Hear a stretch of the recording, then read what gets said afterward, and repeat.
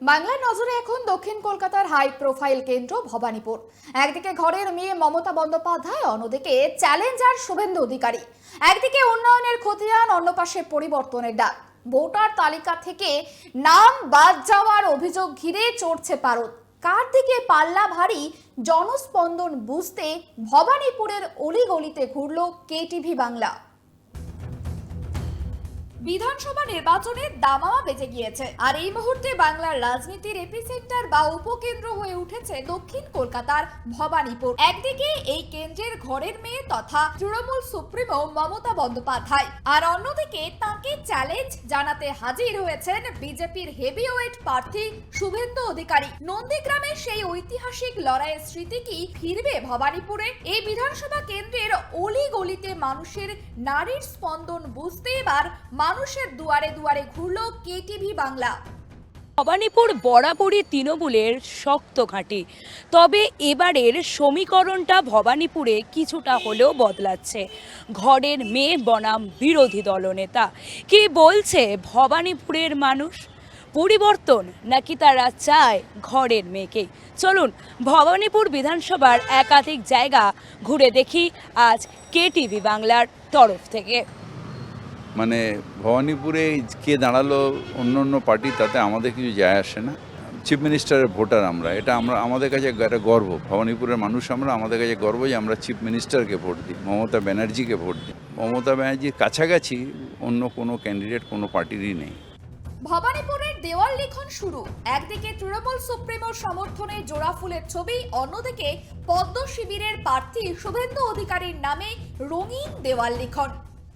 শুধু আমরা আশাবাদী নই, অঞ্চলের জনগণ যারা মেহনতি লোক এবং যারা দেশকে ভালোবাসেন, ভারত মাকে ভালোবাসেন, প্রত্যেকেই আমরা আশাবাদী শুভেন্দুদা এই ভবানীপুর কেন্দ্রে বিপুল ভোটে বিজয়ী হবে। যখনই নাম ঘোষণা হয়েছে, কর্মীদের মধ্যে বিপুল উদ্দীপনা, বিপুল উৎসাহ, ঢাক ঢোল কাঁসর ঘণ্টা নিয়ে আমরা যেরকম বিজেপির কার্যকর্তারা ছিলাম, অঞ্চলের জনগণ আমাদের সঙ্গে বেরিয়ে পড়েছিল। এরপরে শুভেন্দুদা যেরকম আমাদের নির্দেশ দেবে, আমরা কার্যকর্তারা তার নির্দেশ পালন করবার জন্য আমরা তৈরি। একটা বিরাট মাপের ফাইট এখানে হবে। মমতা বন্দ্যোপাধ্যায় এখানে বিপুল ভোটে পরাজিত হবে। রাজনৈতিক মহলের মতে শুভেন্দু অধিকারী ভবানীপুর ও নন্দীগ্রাম উভয় কেন্দ্র থেকেই দাঁড়িয়ে মমতাকে মনস্তাত্ত্বিক চাপে রাখতে চাইছেন। তবে কি ভাবছেন ভবানীপুরের ভোটাররা? গত উপনির্বাচনে এই কেন্দ্র মমতা বন্দ্যোপাধ্যায়কে দুহাত ভরে আশীর্বাদ করেছিল, কিন্তু এবারের পরিস্থিতি কি আলাদা? সবাই দিদিকেই চাইছে, আর কি বলবো। দিদি আমাদের অনেক দেখছে, দিদিকেও আমরা দেখবো। কি দেখছে দিদি? কি দেখছে? অনেক কিছুই দেখছে, এই লক্ষ্মী ভান্ডার, তারপর স্বাস্থ্যসাথী, অনেক কিছু দিদি ভালো করছে। হ্যাঁ, ভালো করছে। রাস্তাঘাট, লেখাপড়া, বাচ্চা কাচ্চার অনেক সুবিধা করে দিয়েছে। ভবানীপুরে কাজ হয়েছে, এই এলাকায় কাজ হয়েছে কিছু, এটা অস্বীকার করা যায় না। তবে আমার মনে হয় একটু হওয়া দরকার, কেন অনেক আমরা যা দেখেছি খুব ভুক্তভোগী এইসব ছেলেদের নিয়ে, শিক্ষা নিয়ে যা কাণ্ডটা হয়েছে সে নিয়ে একটু বিক্ষুব্ধ আছি।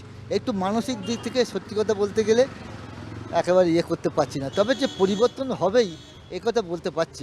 আমার মতে কিছু বলে পরিবর্তন তো হয়তো দরকার। কে কোথা থেকে কে কোন ভোটে জিতবে, কিসের ব্যাপারে জিতবে সেটাই আমি বলতে পারি না। কারণ আমার যেটা আরও একটু উন্নতি চাই, যেমন কলকারখানার দিক দিয়ে বলুন, হ্যাঁ কলকারখানার দিক দিয়ে মানে সেরকম কিছু নেই। তাহলে কি ভবানীপুরে উন্নতি হয়নি?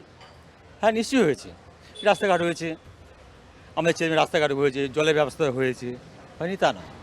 হয়নি সেটা বলবো না, এক্ষেত্রে উন্নয়ন কিন্তু করেছে। যে কাজ যে করেনি সেটা কিছু কোনো দিনই কিন্তু বলবো না, কাজ করেছে। কিন্তু আরও একটু বেটার যে আমি চাইছি যে কলকারখানার দিক দিয়ে যদি হয় মানে খুব ভালো হয়। ঘরের মেয়েকেই চাইবো, অবভিয়াসলি দিদিকেই চাই, কারণ এতদিন ধরে দিদি আমাদের পাশে আছেন এবং আগামী এতে থাকুক, সেটা আমি চাইবো। দেখুন, আমরা তো চাই দিদি আসুক, ঠিক আছে। কারণ আমাদের যদি বেসিক্যালি আমাদের ভবানীপুর কনস্টিটিউশনে যদি দেখা যায়, দিদি অসাধারণ কাজ করছে এবং আমরা দিদির পাশে আছি। যাতে বাংলার মানুষ, মামাটি মানুষের নেত্রী মমতা বন্দ্যোপাধ্যায়কে সমর্থন করেছে। আগামী দিনে ঘরের মেয়েকেই ভবানীপুরের মানুষ সমর্থন করবে এবং ভবানীপুরের মানুষ নিজের ঘরের মেয়েকেই চায়। ভোটার তালিকা থেকে নাম বাদ যাওয়া নিয়ে মমতা বন্দ্যোপাধ্যায়ের অভিযোগ বনাম গেরুয়া শিবিরের আসল পরিবর্তনের ডাক। এই দুইয়ের মাঝে দাঁড়িয়ে ভবানীপুর এখন দোদুল্যমান। অন্যদিকে কয়েক হাজার ভোটারের নাম গায়েব হওয়ার অভিযোগ আছে এই বিধানসভা কেন্দ্র থেকে। বিশেষ নিবিড় সংশোধন বা এসআইআর এর পর যে পরিসংখ্যান সামনে আসছে তা নিয়ে এখন সরগরম দক্ষিণ কলকাতার এই বিধানসভা কেন্দ্র। প্রার্থীর নাম ঘোষণা হতেই ভবানীপুরে ইতিমধ্যে শুরু হয়ে গিয়েছে দেওয়াল লিখন। ভবানীপুরে দুই প্রার্থীর মধ্যে লড়াই নয়, বরং দুই রাজনৈতিক আদর্শের মধ্যে লড়াই। তবে এসআইআর এর নাম কাটা থেকে শুরু করে আরও বিভিন্ন কিছু কি হাওয়া বদল করতে পারে, নাকি ঘরের মেয়েতে থাকে? সমস্ত কিছুর উত্তর দেবে সময়। ক্যামেরায় সূর্য শঙ্কর অধিকারীর সঙ্গে সুকৃতি ভট্টাচার্যের রিপোর্ট, কেটিভি বাংলা, কলকাতা।